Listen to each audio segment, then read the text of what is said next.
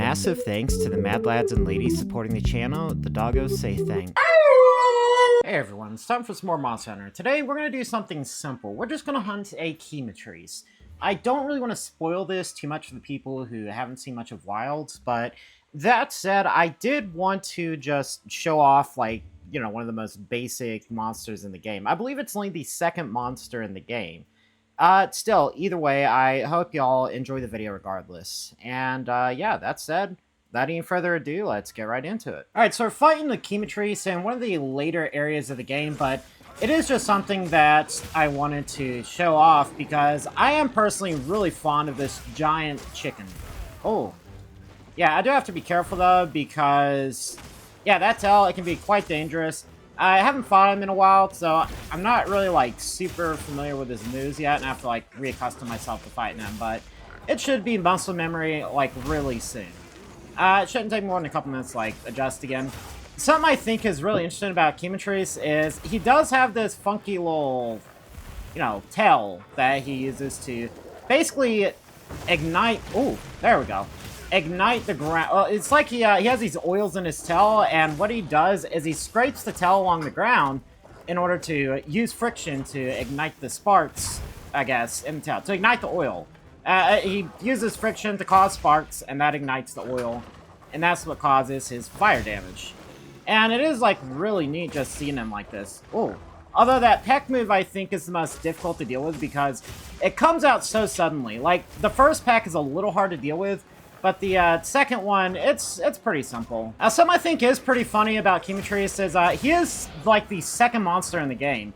This is actually a later game area, because I'm assuming if you're watching this, you've kind of either played the game or you don't really mind spoilers as much. This is a later area in the game. It's kind of like the Elder's resets for Monster Hunter World. And just seeing this guy here who's, like, literally one of the easiest monsters in the game, it is something, I guess, pretty unique, pretty interesting. Although, I'm not really used to him charging so much. So, maybe that's just a quirk of him being here. He's just a bit more aggressive with his charges. And the camera's a bit more aggressive with trying to get me killed. Although, as long as I keep my distance for the most part and try not to get all up in his grill, or at least try to avoid that center point, then, I shouldn't have as much trouble dealing with it. Now, I know this is going to be a controversial thing to say, but a lot of people consider young Kutku from the older games, at least in Japan, they call him Sensei, because he's meant to be like a sort of teacher for people to, like, learn the moves of the game. And I feel like the, well, either the not really the Chatacabra, he's probably, like, really the easiest to do it with, but I feel like the Chematrice is really the Sensei of this game. And I don't say that lightly. The reason why I say that is because, at least in my opinion, Chematrice does have a lot of moves that are difficult to deal with if you're not familiar with the fight.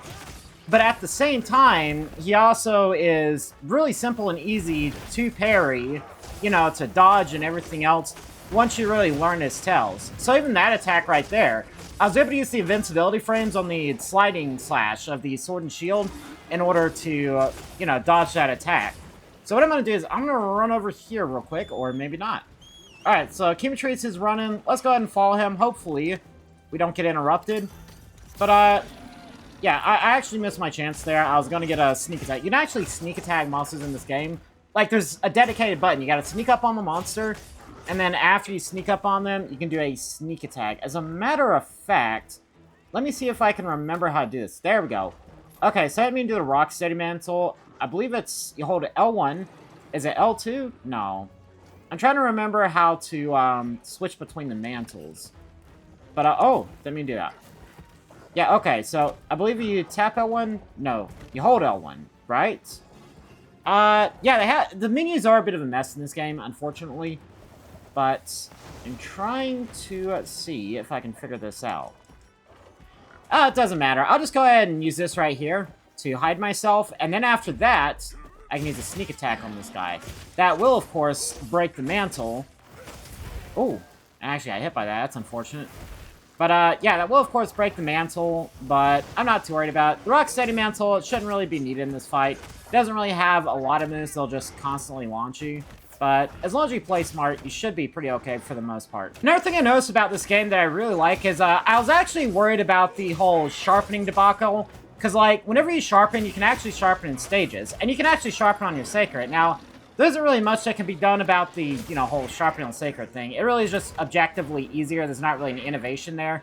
But as far as sharpening in general goes, something I noticed is that if you do sharpen while you're in the game, each strike of the whetstone, like, you can cancel it at any hit of the like, each time the whetstone strikes the sword, or the weapon, you can actually cancel it at any time, but it'll still have some sharpness restored. However, if you do the full cycle of sharpening, it will fully sharpen the weapon. Although, if you don't do the full cycle, it'll only sharpen a portion of the weapon. So, maybe, like, as an example, if you lost maybe 2/3 of your weapon sharpness and you're, like, down the red sharpness, then, whenever you sharpen, if you, like, stop it before it fully completes, you'll maybe only get, like, 1/3 of the sharpening you would normally get if you didn't cancel it. So, personally, I would say that is good enough as an innovation to warrant that feature being in the game. And something I would even call enjoyable and, like, even downright impressive, because it allows you to, have that, be able to sharpen the weapon, get, like, a little bit of sharpness in, but if you can't fully commit, it'll still restore some, but it won't, like, do the full thing. It's objectively something that'll make the game easier. It just objectively is. However, it's not something that'll make the game, like, so easy, like the Sacred, in terms of, like, its utility and stuff, that it kind of trivializes sharpening. So, that's my take on it, at least. I think sharpening in this game is pretty top-notch, and if they kept it this way for good, I would say great.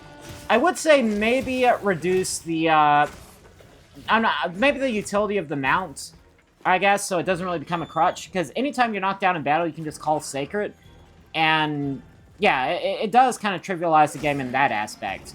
However, in terms of the other features that I hear about, like, the Sacred does make the game easier, and even too easy, I would say. But other aspects of the game, like the sharpening and stuff, at least in my opinion, it is pretty rock solid, and I would say it does not make the game easier, to a degree where it, like, compromises the game. So, like, if this, let's say, for example, I'm a guy who's played almost all of Monster Hunter 1.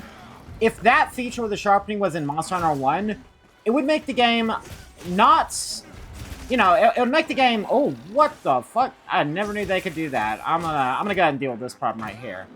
But, it would make the game more accessible and, like, easier to deal with in the sense that, yeah, it does, make it, easier to sharpen. But it wouldn't take away from the difficulty of the hunt itself. So, that's my take on it, anyways. Something else, if you didn't know, is that whenever you do get knocked down, with some weapons, you can also do wake-up attacks. So, like, with the sword and shield, you do, like, a basic slash whenever you get back up, if you get, like, knocked against the wall or knocked down. So, that is a pretty useful thing to have. If you didn't know, something else you can do is that if the monster starts fighting with other monsters, even small monsters, it'll actually lose its focus on you, and you can get a sneaky little, cheeky little sneak attack in there. So that's definitely, cool to see and good to know. Although, these are actually a little baby Sacred. So, I'm gonna go ahead and deal with these guys, because they actually can do a substantial amount of damage and knock you down and everything else. Because they have this move where they'll, like, slash at the ground, and it'll, like, cause a little explosion at their feet. But they also do a lot of damage in general, kind of like the Azuchi, or probably even the Great Azuchi in Monster Hunter Rise. They just do a lot of damage in general. So, what I'm going to do, since the Chematrice is distracted, I'm going to see if I can get a sneak attack in. It doesn't seem like it. So, it looks like there's a max of 1 for each time, like, for each, monster that shows up. So, but maybe, like, if another monster shows up, then the Chematrice will get distracted with him again, and I can actually get that sneak attack on him.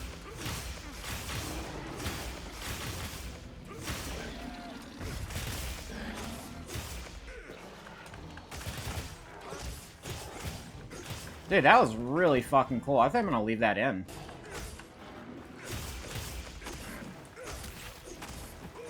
Alright, looks like he's getting pretty low in terms of health. I was able to actually chase him down quite hard. Wow. That was really fucking... There is something that I have said in this game more than I've said in literally any other game in existence. And that is... Oh my god, that is so fucking cool. I have never said... If there's one thing I can say about this game, it is so fucking cool, dude. I just cannot get over how fucking cool this game is. It is so fucking cool, dude.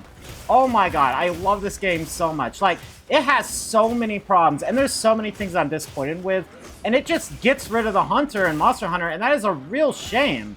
But it is so fucking cool. And I really wish this was the portable title we got instead of Rise, honestly. Like, don't get me wrong, Rise is a portable title, and it wouldn't have worked as a mainline, but if this game was like a portable title, it would have been, like, the perfect game. Because, like, also the missions are fairly quick. I'm taking a little while on this Chemotrace because I'm just kind of taking my time with it, but a lot of these missions do get pretty easy, and, yeah, they get pretty easy to deal with, and they really go by pretty quick. Like, the average time on a mission is like 10 to 15 minutes. Also, there's a dinosaur over there. Mr. Dinosaur. But yeah, I am having an absolute fucking blast with this game. I actually love it so much. Oh my god, Chemotrace, get fucked. You absolute silly chicken. Another thing, you know, why I call it Sensei is because it does kind of shadow roll Kaku as like the silly chicken monster. Don't get me wrong, I would never ever want this guy to replace Kutku. Ever. And I would take Kutku over this guy any day of the week. Because, you know, my heart lies with the great chicken of the old world.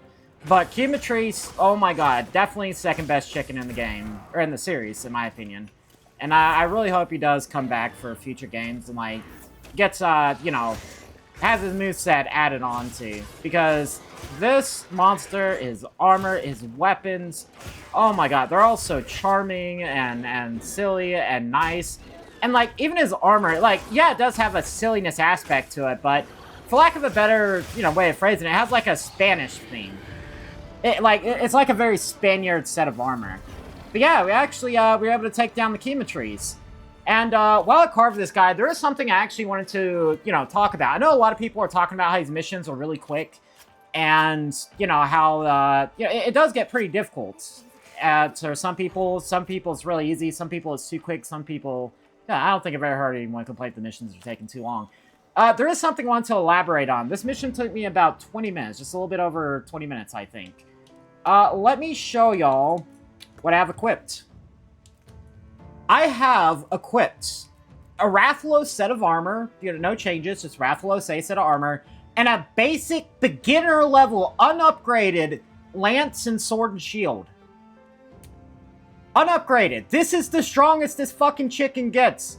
This is a 5-star tempered Chemotrace. 5 freaking star tempered Chemotrace. It does not get any harder in this game unless we get a hard arch-tempered Chemotrace, or unless, you know, like, Chemotrace comes to Master Rank, which, please, God, give us a Chemotrace subspecies. Oh my god, I love this guy. Look at this. 5-star tempered Chemotrace. This is the hardest Chemotrace in the game. Regardless of if it's only the second monster in the game, it didn't even take me 20 minutes to beat this guy with a basic sword and shield.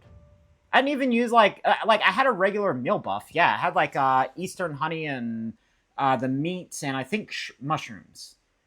But either way, I agree personally that the game is too easy, but it's not because of the monster movesets. It is strictly a numbers-based thing. I feel like if the monsters did more damage, and the weapons did less damage, let's say instead of 20 damage per hit, let's say I was doing like 5 or 6 damage per hit, because it's a beginner level weapon. Like, if the damage was cut by a half to a quarter, maybe by 1/2, so instead of like doing, you know, 10, 20 damage per hit, it did like 5, 10 damage per hit, then I would 100% say that is a great way of doing it. But either way, I really just wanted to use this to kind of throw my hat into that ring of, is it too easy? Yes, it's too easy, but it's not because of the monsters. And it's not too easy because, you know, I'm somebody who's almost an expert at Monster Hunter at this point. I also have, like, you know, the numbers crunching and decorations and stuff. I mean, like, strictly from a gameplay perspective. But I came in with a basic sword and shield fighting a tempered monster at the maximum possible level. And I won in 17 minutes and 54 seconds. And that isn't like, you know, me dodging all of his moves. I was getting hit quite a bit, but I had armor that, you know, tanked the hits pretty good. The Rathalos armor is pretty good. And maybe it has attack up L. And yeah, so let's say I had a Might Seed on for the entire duration of the mission. It doesn't change the fact that it's a beginner level weapon on an in-game monster. and I still beat it. So I'm going to say it is too easy, but it's not because of the monsters and their movesets. It's not because of the environment or the accessibility to the items or anything like that, because all I used was a couple of potions.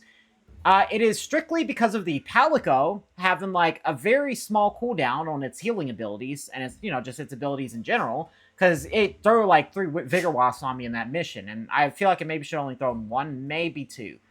But on top of that, it's also because of just the sheer damage output the player can have, especially with, like, the counters and everything else. Anytime you saw the numbers flash orange, I was hitting an effective area, like a weak spot. So I was hitting a lot of weak spots.